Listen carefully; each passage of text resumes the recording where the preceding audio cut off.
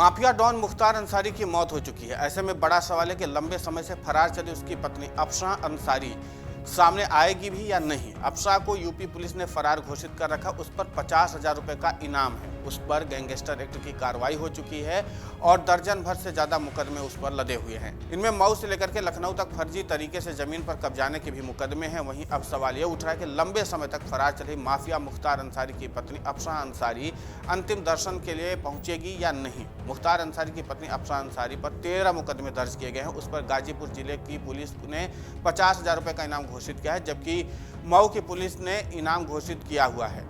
अफसाह अंसारी की धरपकड़ के लिए जनपद से लेकर के राजधानी तक में पुलिस लगी हुई है, लेकिन अफसाह को दबोचने में पुलिस सफल नहीं हो पाई है। हालांकि पुलिस न्यायालय के नोटिस चस्पा करने के साथ ही डुगडुगी पिटवा करके कुर्की करवा कर वापस लौट जाती है, जिसका गवाह माफिया मुख्तार अंसारी का दर्जी मोहल्ला स्थित मकान है। जमीन की खरीद फरोख्त फर्जी तरीके से भूमि पर कब्जा, आर्थिक लाभ लेने के अलावा सरकारी भूमि को रसूख के बल पर अपने नाम कराने जैसे कई मामलों को लेकर अफसाह अंसारी पर गाजीपुर मऊ ही नहीं बल्कि लखनऊ में भी मुकदमे दर्ज है। संगीन धाराओं में दर्ज मुकदमों की सुनवाई जब न्यायालय में शुरू हुई तो अफसाह अंसारी पेश नहीं हुई। इसके बाद न्यायालय ने नोटिस जारी किया। यही नहीं, मऊ पुलिस ने भगोड़ा तक घोषित कर दिया है। करीब 2.5 साल से बांदा जेल में बंद पूरब के माफिया डॉन मुख्तार अंसारी की गुरुवार देर रात हार्ट अटैक से मौत हो गई। मुख्तार की मौत से करीब 3 घंटे पहले ही इलाज के लिए मंडली कारागार से मेडिकल कॉलेज लाया गया था, जहां 9 डॉक्टरों की टीम उसके इलाज में जुटी हुई थी।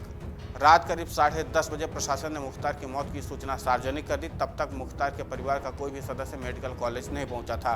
गुरुवार शाम करीब 6:30 बजे मुख्तार की जेल में तबीयत बिगड़ी थी। इसके बाद प्रशासन के आला अधिकारी जो थे वो मौके पर पहुंचे और करीब 8:30 बजे के आसपास उसे मेडिकल कॉलेज लाया गया था, जहां 2 घंटे तक उसका इलाज चला। उसे आईसीयू से सीसीयू में शिफ्ट किया गया, जहां रात 10:30 बजे के आसपास उसकी मौत हो गई।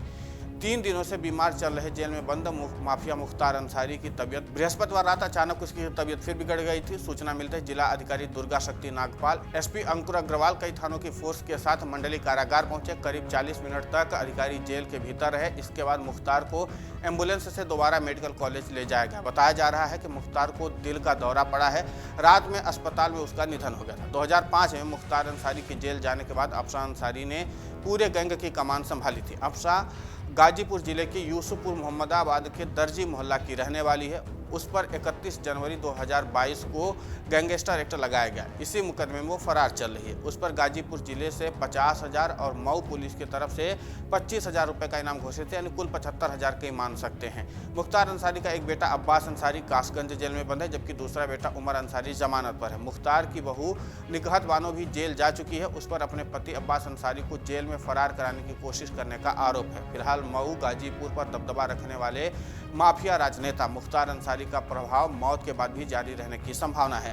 हालांकि वो पिछले 18 वर्षों से या आप कह लीजिए 19 वर्षों तक सलाखों के पीछे रहा है, लेकिन क्षेत्र में मुस्लिम समुदाय पर उसके प्रभाव के कारण मुख्तार अंसारी के समर्थन के लिए कई पार्टियों में होड़ देखी गई है। गैंगस्टर से नेता बने मुख्तार अंसारी ने उत्तर प्रदेश के मऊ और गाजीपुर जिलों की राजनीति में दशकों तक दबदबा बनाए रखा और बड़े अंतर से विधानसभा चुनाव भी जीता। और ये देखना बाकी है कि 2024 के लोकसभा चुनाव में उसकी मौत का क्षेत्र की राजनीति पर क्या प्रभाव पड़ेगा। उसके भाई अफजाल अंसारी गाजीपुर से समाजवादी पार्टी के उम्मीदवार हैं। मऊ सदर विधानसभा सीट 1996 से 2022 तक मुख्तार और उसके परिवार का अजय किला बनी रही। मुख्तार खुद इस सीट से लगातार 5 बार 1996, 2002, 2007, 2012 और 2017 में जीता। उसके बेटे अब्बास अंसारी वर्तमान में मनी लॉन्ड्रिंग मामले में जेल में हैं और उन्होंने 2022 में ये सीट जीती थी। इसके बाद से लगातार इस परिवार पर शिकंजा कानून का कसता जा रहा है। अगर आप ये वीडियो YouTube पर देख रहे हैं तो हमारे चैनल को सब्सक्राइब करें और बेल आइकन को दबाना ना भूलें। अगर आप Facebook पर ये वीडियो देख रहे हैं तो हमारे पेज को लाइक करें।